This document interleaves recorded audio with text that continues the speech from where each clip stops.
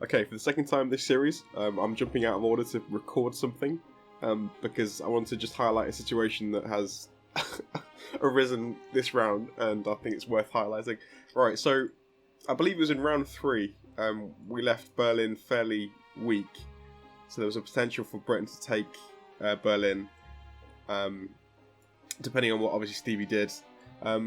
This round, we've had a reverse of that, so Russia is now open to a blitz from this tank from Sichuan. Sichuan? Yeah, Sichuan. So I was just jumping on to record some, well, not to record, but just to have a look at the map and see what was the situation was. Me and Matt were discussing various things.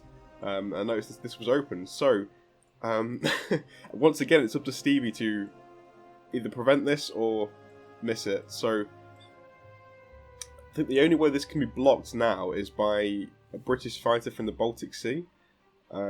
Obviously either going to Moscow itself or to land into Kazakh. Now his options here, I think if he notices this, is probably the best thing to do. I would imagine would be one fighter to Kazakh, block the blitz, allow JBD then to reinforce, next round.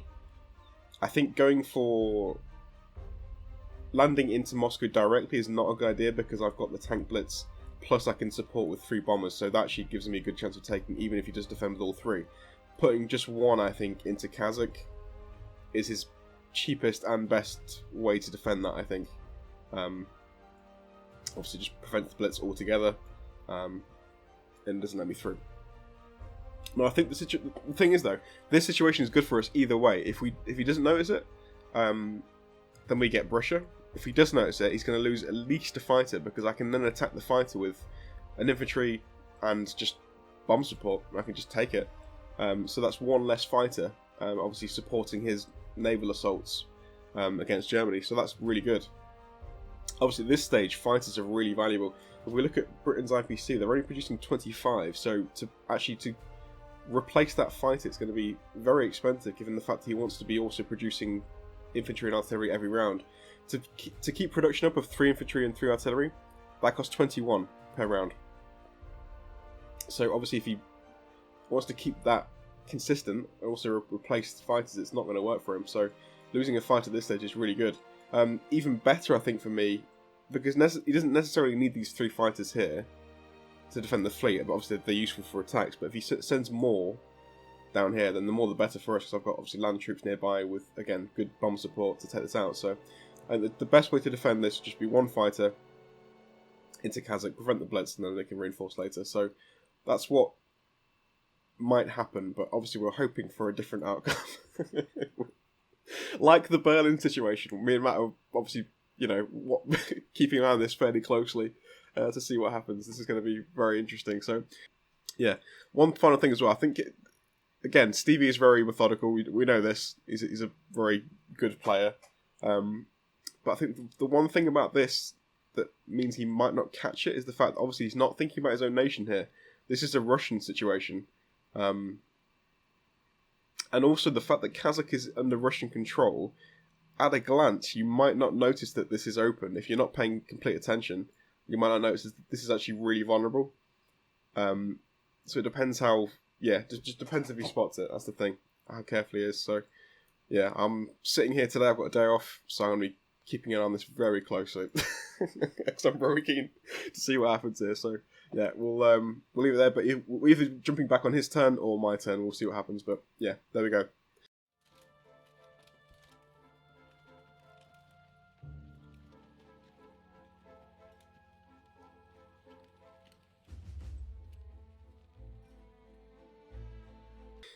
Hi everyone, welcome back to round 8. So, what happened? I was recording, I did actually manage to record a part of Stevie's move this round. I was basically watching him do his combat move. He attacked the Baltics, which I initially thought was good. So I assumed he hadn't seen the move. He moved his fighters back into the Baltic Sea. I was like, come on, just confirm the round. just press end phase. But it paused for a while, so I jumped back. I assumed I'd gone for dinner or something like that, I don't know. So I just jumped off to, do the things and wait to see what happened. But then I got a message from JBD saying, He's made a mistake. So I knew Stevie must have spotted it, I think. I'm not sure, maybe JBD did. I'm not sure, but someone spotted it. And yeah, so that was the reason for the long pause and the non-combat phase. So they did notice in the end, just before it's too late. So what's happened is he didn't go for the... Obviously, the good thing for us is he didn't notice on the combat phase, because he could have put one here. If he hadn't used 3 onto the Baltic Stay attack. So this now is good for us. In terms of the odds, if I attack with 1 tank and 3 bombers against this, the odds are around 80% that I win the fight, which I thought was quite high given the fact that I only got 1 more unit, but I'll trust the stats anyway, so it's around that. So I think me and Matt have agreed that I have to attack this, even though it's risky for us, because if it goes badly, obviously it's going to cost me bombers to attack this. So if it goes badly, then we're in big trouble. Because obviously I'm losing my bomber support there. I can't continue the bombing raids against Russia, so yeah, a lot rides in this attack now, going for this blitz through Kazakh into Russia, and then obviously, yeah. If we take Russia, fantastic, obviously, because they've got, what, 21 IPC that's going to go straight into my pocket, which is good. They can obviously retake, but that's a round of, you know, not having anything for Russia, which is great for us, because obviously, you know, that will slow them down. So hopefully, fingers crossed, we're going to win this fight. Maybe even with the bomber left or something, which would be nice. I'm assuming I'm going to lose, you know, 2 maybe. But we'll see. So that's the big job this round. This round, to try and take Moscow. For now, let's just quickly look what we're going to do. I've also spoken to Matt about doing this. I thought this would be quite a nice move, a complex into Egypt. Because I'm going to lose probably this transport this round. My idea is I'm going to be to ship this infantry into South Africa. At which point I imagine the bomber will probably finish this transport off. So then we're going to be left with... I need to do this though, obviously, to try and take away the IPC quickly. So we're left with 1 transport then, shipping in from India. So to make it quicker, just to reinforce things here, because I ideally want to be able to take off all of these territories as well in Northern Africa. So a complex here I think makes sense. And if need be, we can obviously just ship things in it. If we notice like the Americans are coming down here to maybe, you know, drop something off into Egypt to try and take it out, we can always reinforce with our transports here. So I don't think it's necessarily risky to put something in there. I think we can hold that. So that's going to be the plan. Complex in Egypt. So 1, 2, 1, 2, and then yeah. Okay, let's do that.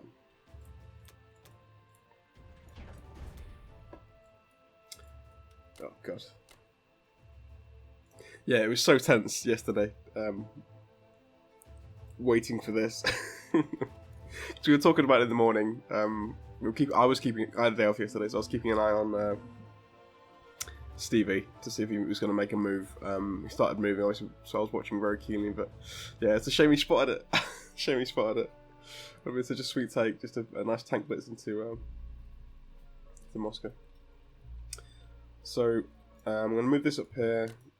We'll grab you, go for this, and also reinforce a little bit here as well with an infantry and artillery into Egypt to try and prevent an attack against this.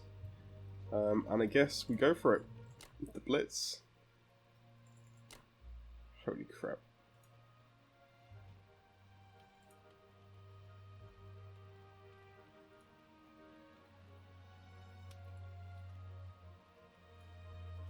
Just making sure I've not missed anything this time. Well, the nice thing is we're still going to have at least 1 bomber to do some bombing raids, at least for now. Even if we do lose all 3 in this attack, but we'll see what happens. I think that's about all I can do.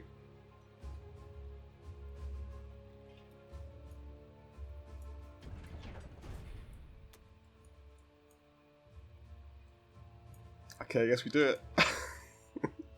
Right, come on dice, come on dice. Don't screw me, come on. This is the key battle. Okay, miss, come on. Oh, awesome, awesome. Legendary bombers. Oh, fantastic. fantastic. Oh, bloody hell. Bloody hell. And we had one bomber survive as well, which is awesome for us, so that's really good. Really good. That could be possibly a turning point for us now. Okay, so let's grab you guys. Reinforce here. Block the blitz.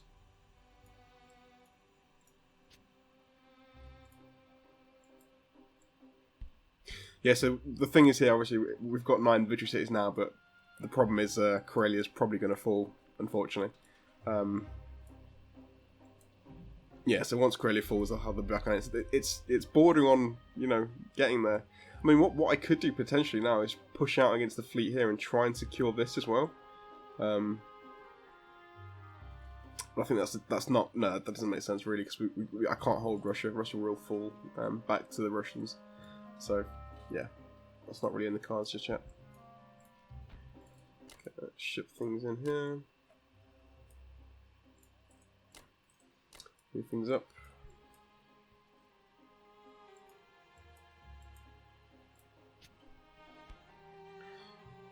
But if we take away the 8 we got for Russia, because that will fall, we've got 51 IPC, national production, which is huge. And that pretty much, I think, levels... Yeah, we're way ahead now. Not way ahead, but we are ahead. So that's fantastic. Actually, no, once I think about it, it'd be even, won't it? Yeah, never mind. Ignore me. But still, 51 for us is huge, and it's only going to get bigger once we start taking away all these provinces in Africa as well. So, yeah. Awesome. Alright, let's not forget to do this as well. Artillery, infantry.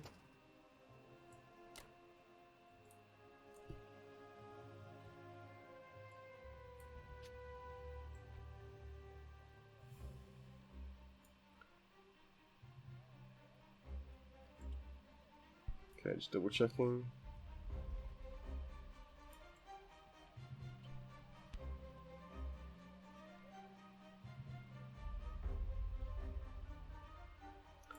Yeah, that's good. That's good to me. Oh, hang on. Oh, they're there. Okay, I was going to say. I was missing a cruiser and a submarine. I wonder where they actually gone if they attacked something, but no, they're just there.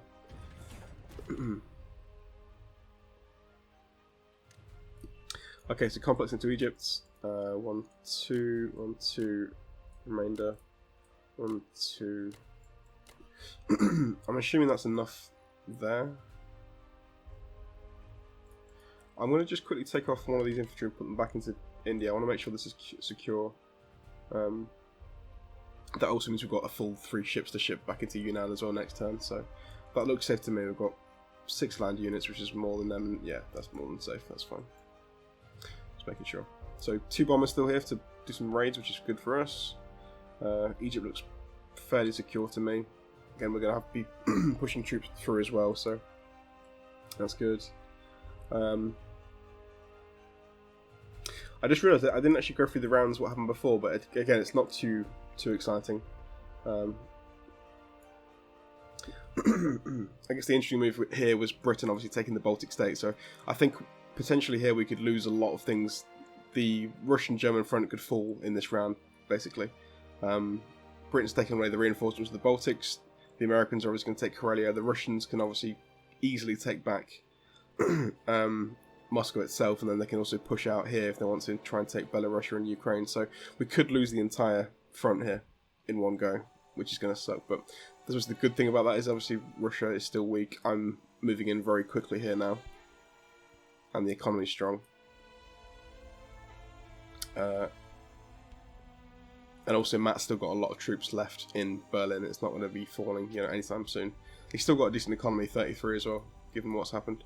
And also I could probably help him out with that as well by taking back these 3 for him as well. So 3 extra RPC is going to go a long way, I think. That's 1 extra infantry per round, which you can't turn down at this stage. So it's going okay. It's going okay. I think we just need to make sure we kill Russia. That's the thing. I think I should be able to do it now. These complexes nearby, I think we should be okay. When it gets close, I think what I'll probably do is I'll move the fighters in as well inland.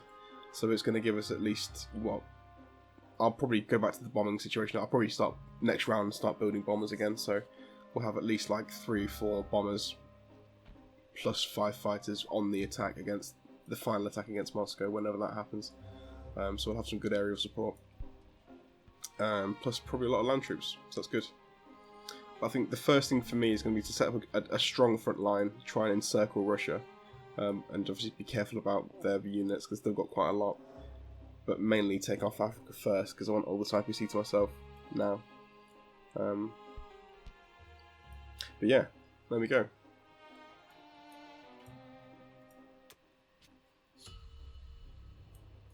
Oh, 83 IPC to spend. Now you're talking. So that actually, to be fair, that's going to go straight back into bombers. So in effect, it was really worth it. Also, I forgot to mention, the good thing about obviously killing those 3 fighters is it means it's going to take a lot of the potency out of CV's attacks with his naval stuff. So obviously he's going to have the 3 transports still, a few bombardments, but obviously he's not going to have 3 fighters in the attacks each time. So that for us is great. So it's going to take a lot of the sting out of these naval invasions. So yeah, all good, all good. Yeah, I can't complain about that at all. So for us, that's huge. It stops Russia producing for 1 round. The bonus IPC we got from that is obviously going to go straight into my replenishing my bombers. So at the end of next round, we'll be back up to at least 4. I think I might even go for 5 if I push it. That's 36. Yeah, yeah, definitely. 3 more bombers, no problem. Keep the pressure on Russia, keep them weak. And then, yeah, just keep pushing. So I think after that, it's looking pretty good. I have to say. I think we're looking alright. So that's round 8. I think the most interesting round so far for me, I think it was tense on the build up to this, very tense. So I'm glad it's paid off and worked out for us in the end. So yeah, looking good. Anyway, there we go. That's round 8. Thanks for watching. I'll see you next time. Take care.